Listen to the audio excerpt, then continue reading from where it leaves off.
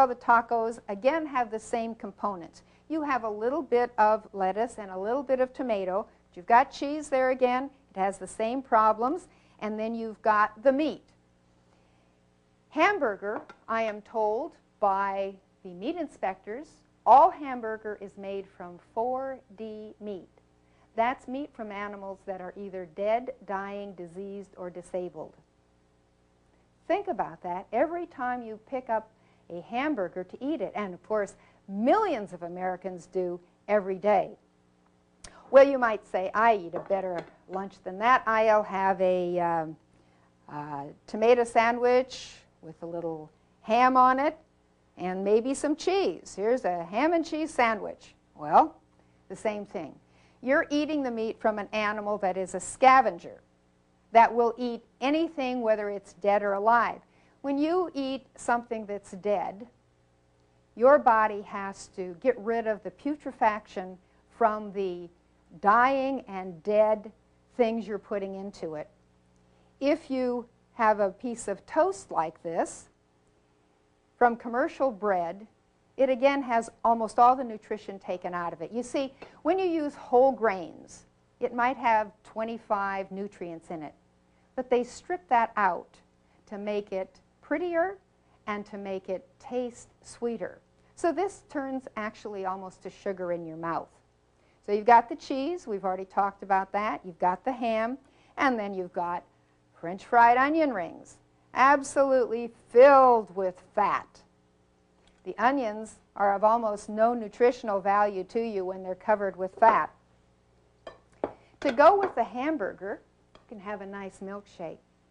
Do you realize that in this milkshake you have ice cream? And many of the flavorings in the ice creams actually come from things, chemicals that are used in rubber cement, paint thinners, and various other noxious substances. Not only that, the milkshake is full of high protein and high fat. With your tacos, you have a soda, a caffeinated beverage.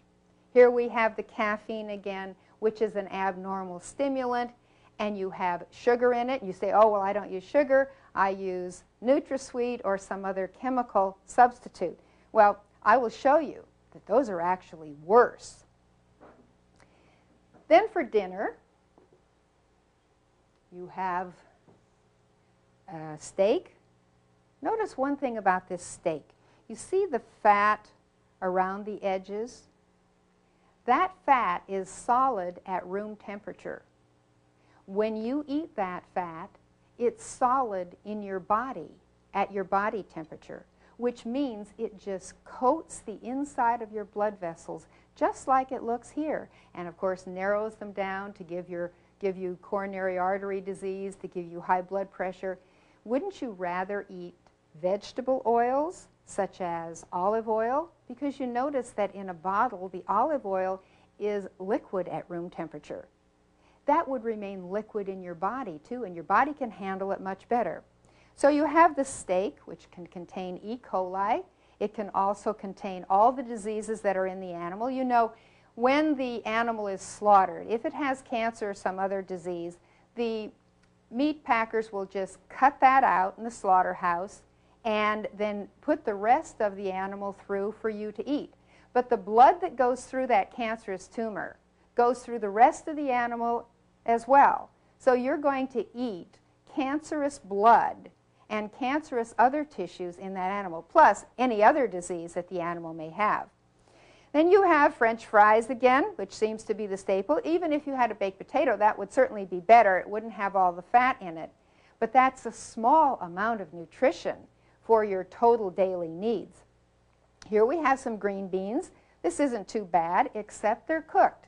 When you cook food and you don't eat it in its raw state, you destroy all the enzymes and you also lose a number of the vitamins.